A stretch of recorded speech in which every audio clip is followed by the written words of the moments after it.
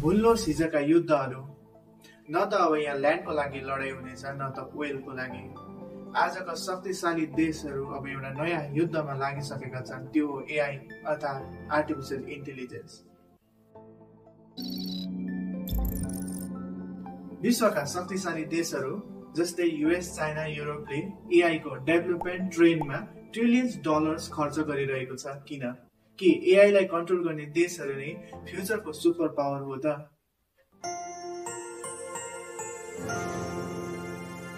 स्वागत छ साथीहरू हजुरहरूलाई साइन्स एज च्यानलमा।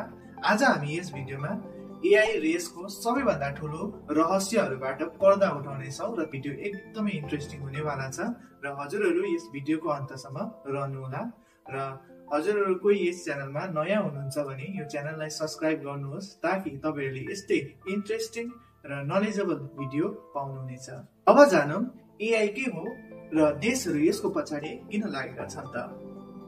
सोच्नुहोस्, एउटा कम्प्युटर जो आफै सोच्न सक्छ, सिक्न सक्छ र हामी ह्युमन्स जस्तै स्मार्ट डिसिजन लिन सक्छ, त्यही हो एआई अर्थात् आर्टिफिसियल इन्टेलिजेन्स।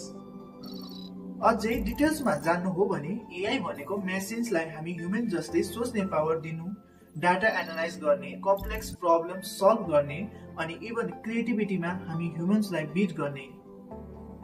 आज त AI YouTube recommendation, Facebook ads, Google search, केही चाटबोट्स र केही एप्लिकेसन्सहरुमा मात्र छ, तर यो केवल सुरुवात हो। साथीहरू अब जानौं अहिलेको एआई भर्सेस फ्युचरको एआई। जस्ट इमेजिन 2050 एआई को एडभान्समेन्ट कस्तो होला। एआई डक्टर्स हरेक रोग रियल टाइममा डायग्नोस गर्नेछ, no more long hospital waits. AI soldiers future वारमा हामी ह्युमन भन्दा बढी intelligent AI driven robots, AI scientist जसले हामी भन्दा फास्ट रिसर्च गरेर क्यान्सर जस्तो रोगहरूको क्युर वा स्पेस ट्राभलको सल्युसन निकाल्न सक्नेछ। स्टडीको अनुसार 2050 सम्म आर्टिफिसियल इन्टेलिजेन्सले हाम्रो बेसिक काम मात्र होइन तर हाम्रो डिसिजन मेकिङ समेत लिनेछ। तर यो राम्रो हो कि खतरनाक, यो समयले बताउँछ हामीले एआई माथि कस्तो रेगुलेसन्स अनि कस्तो लिमिटेसन राख्छौं र यसलाई हामीले कसरी ट्रेन गर्छौं। अब जानौं एआई लाई किन सफ्ट पावर भनिँदैछ त। किनभने यसले ग्लोबल पोलिटिक्स, इकोनोमी र टेक्नोलोजीलाई इन्फ्लुएन्स गरिरहेको छ र हामीलाई याद छ कुनै पनि देशको इकोनोमी, पोलिटिक्स र टेक्नोलोजी मजबुत भयो भने त्यो देशले वर्ल्डमा एउटा पावरलाई जमाउन सक्छ। Number 1 technological dominance. जुन देशहरू एआई मा अगाडि छ जस्तै कि युएस र चाइना, उनीहरूले ग्लोबल लिडरशिपलाई लिएर आफ्नो पावर बढाउँछ। एआई को रिसर्च, डेभलपमेन्ट र इनोभेसनले एउटा देशलाई एउटा लेभलदेखि लिएर अर्को लेभलमा पुर्याउँछ, जहाँ अरू देशहरू त्यही एआई टेक्नोलोजीलाई एडप्ट गर्न मजबुर हुन्छन्। Number 2 economic influence. एआईले इकोनोमिक ट्रान्सफर्म गरिरहेको छ। अटोमेसन, बिजनेस, एनालाइटिक्स र एआई ड्रिभन इन्डस्ट्रिजले जब्स क्रिएट गरिरहेको छ। जुन देश एआई इकोनोमीमा स्ट्रङ हुन्छ त्यो देशले अरूलाई इकोनोमिकली डिपेन्डेन्ट बनाउन सक्छ। Number 3 cultural diplomacy. Japan, USA, Europe जस्तै देशहरूले आफ्नो एआई टेक्नोलोजी सेयर गरेर ग्लोबल कोलाबोरेसन गरिरहेको छ, जस्तै कि AI research partnership, free AI power tool अनि एआई ड्रिभन ह्युम्यानिटेरियन प्रोजेक्ट्स। यसले इन्टरनेसनल रेपुटेसन बढाउँछ र देशको पावरलाई अझै स्ट्रङ बनाउँछ। Number 4 AI regulation and policy. AI को लज र गभर्नेन्स बनाउँदा जुन देश अगाडि हुन्छ उनीहरूले एआई पोलिसीमा इन्फ्लुएन्स गर्न सक्छ। फर इक्जाम्पल युएस र युरोपले एथिकल एआई रेगुलेसनमा आफ्नो डोमिनेन्स देखाउन खोजिरहेको छ, जबकि चाइनाले सर्भिलेन्स एआई लाई प्रमोट गरिरहेको छ।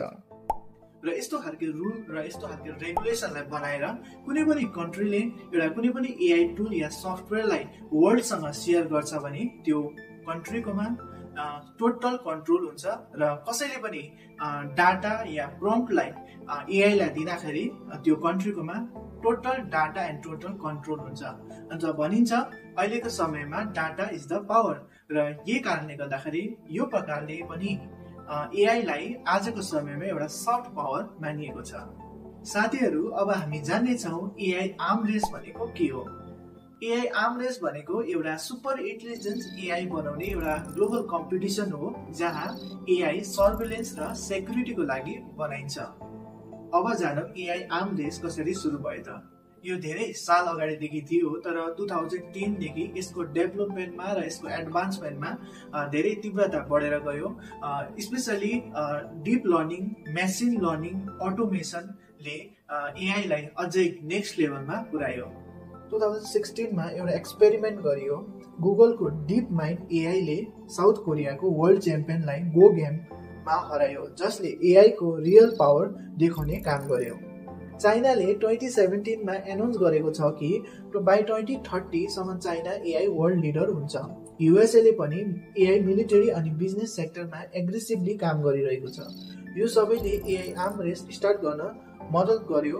अब देशहरू सिर्फ एआई बनाउँदै छैनन्, एआई को कन्ट्रोलको लागि कम्पिट गरिरहेको छ। अब जानौं एआई आर्म रेसको impact.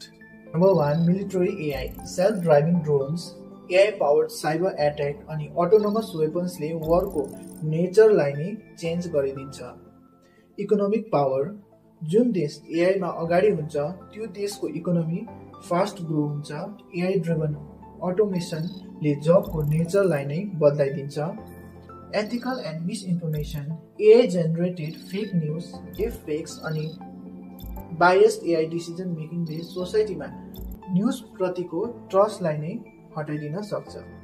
AI action summit France 11 February 2025। आज वर्ल्ड लिडर्सहरू एआईमा आएर किन बहस गरिरहेका छन्? आज वर्ल्ड लिडरहरू एआईलाई लिएर किन चर्चा गरिरहेका छन्? आज एआई को इम्प्लिकेसन्स, आज एआई को युजेस अनि एआई को फ्युचरलाई आज किन बहस गरिरहेका छन् वर्ल्ड आएर भन्दाखेरि आज वर्ल्डले थाहा पाइसकेको छ कि AI is the soft power.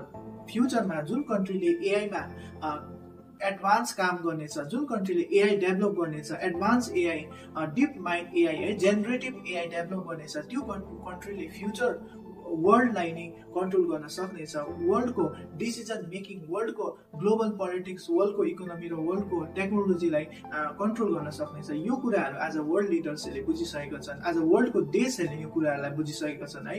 साथीहरू, यस विषयलाई लिएर तपाईको भ्यूज के छ, तपाई के सोच्नुहुन्छ, तपाई कमेन्ट सेक्सनमा लेख्न सक्नुहुनेछ र म आशा राख्छु यो भिडियोबाट तपाईले नयाँ कुरा सिक्न अनि जान्न पाउनु भएको छ। र मेरो मोटिभेसनको लागि तपाईले कृपया गरी लाइक अनि शेयर गर्न नबिर्सिनु होला, ताकि यस्तो खालको भिडियो म फेरि पनि बनाउने छु। र तपाईहरु यो च्यानलमा कोही नयाँ हुनुहुन्छ भने सब्स्क्राइब गर्न नबिर्सिनु होला।